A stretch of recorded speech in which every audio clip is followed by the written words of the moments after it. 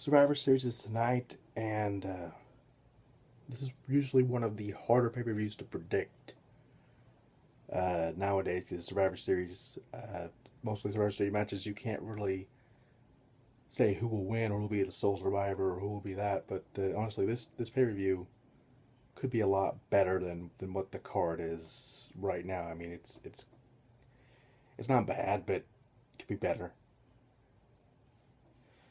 And we'll just start off with the kickoff match because that's usually the one to start off with anyway. It's really not worth it, to be honest. It's the Miz versus Kofi Kingston.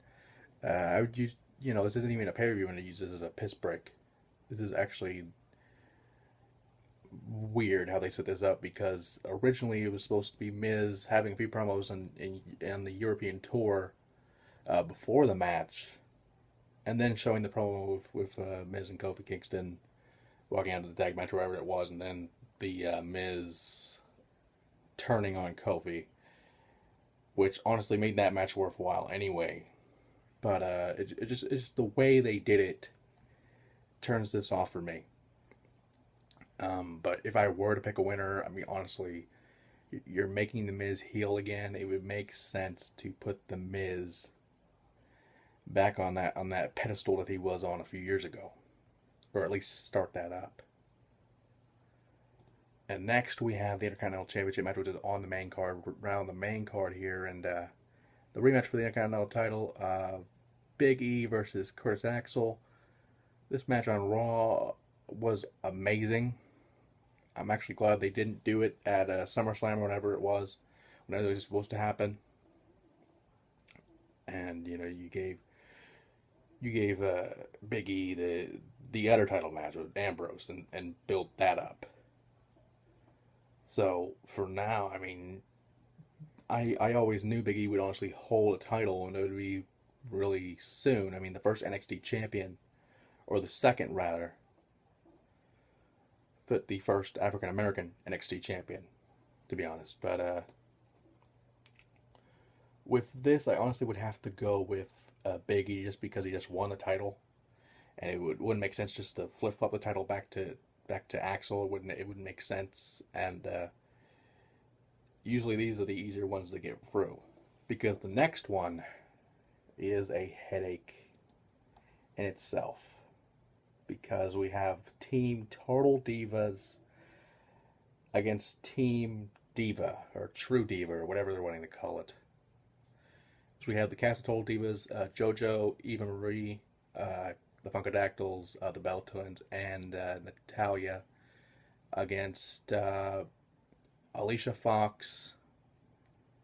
That's that's Caitlyn. That didn't look like Caitlyn because I guess she had the hair change, and they're using the different model of Caitlyn here. But Alicia Fox, Caitlyn, Tamina Snuka, AJ Lee, the Divas Champion, Aksana, Summer Rae, and Rosa Mendez, who apparently went back to being blonde, which looked really weird on Country Raw. I'll just say that right now. Normally, again, like I said, as far as these matches, you can't really predict them. But I will say I can see people going out early in this match, particularly the rookies, JoJo and Eva Marie. Even though I would want them to have a good showing in this match, they're obviously going to go away, and the majority of this Divas match right here. I mean, Alicia Fox, Oksana, Rosa Mendes have been used as jobbers as of late, so they'll be out for sure. So it just goes to the majority of them to see what happens. Honestly, I feel like the Total Diva team will win just because they're on a roll. It's the second season, and it would make sense for them to lose on this type of match. Plus, this is actually the first Survivor Series matches for the Divas in a few years, actually. So hopefully this will be a good one, and hopefully Divas like Naomi, Summer Rae, uh, Caitlyn, and a few others maybe could shine in this match, hopefully. And the second, and actually the last traditional Survivor Series match on this card, as we have the tag champions, the Road Brothers, Cody and Goldust.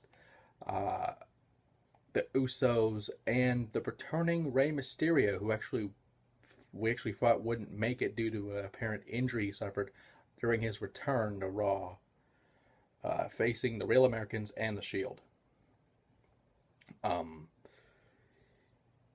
This one's really tough to pick because I don't know how Rey Mysterio will go. I don't feel he's 100%. I don't honestly know what will happen to him. But I think it's going one of two ways, if anything. The Road Brothers of the Usos would finish off the Shield in this match, or we might see, and I don't see it happening, but we might see a Real American win on this card. I doubt it, but it's possible due to their pushes of late. Now we go to the tag matches that are actually worthwhile on this card. We have Daniel Bryan and CM Punk for the first time in a long time teaming up to face the Wyatts in Eric Rowan and Luke Harper. Now, honestly, if you take out Harper in the not Harper, but Rowan in this match, you have an indie match right here with CM Punk, the former Bryan Danielson, and believe it or not, Luke Harper is actually the former Brody Lee on the independent scene. So that would be an interesting match in itself. It was just a freeway, but honestly, I kind of see Punk and Bryan winning this pretty easily, with maybe some interference with Bray Wyatt, if possible. And the last two are honestly the easiest ones on this card. I mean, there's no way that any of these will happen, but John Cena versus Alberto Del Rio, there is no way in hell Alberto Del Rio will actually regain the title this quickly. There is no way. You're basically making this a filler match where John Cena can go prance around and grandstand like Hulk Hogan back in the day. Actually, this is the World Heavyweight title. I mean, it's really been used as a mid-card belt as of late, so keeping the belt on Cena would actually benefit the world title, believe it or not. It would actually benefit it for bringing it back up to what it used to be back in the NWA, back in the WCW, and even back during the Invasion era.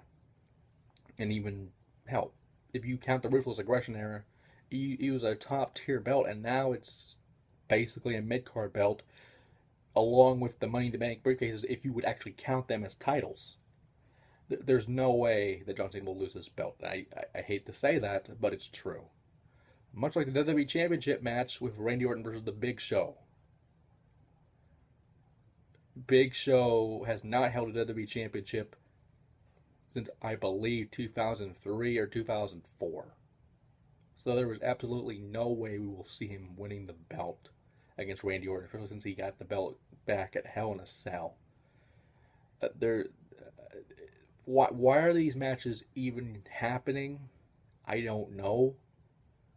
This card overall really is a throwaway pay-per-view, and it's a shame to seeing that Survivor Series was one of the original 4 pay-per-views, and that's a real shame to say that.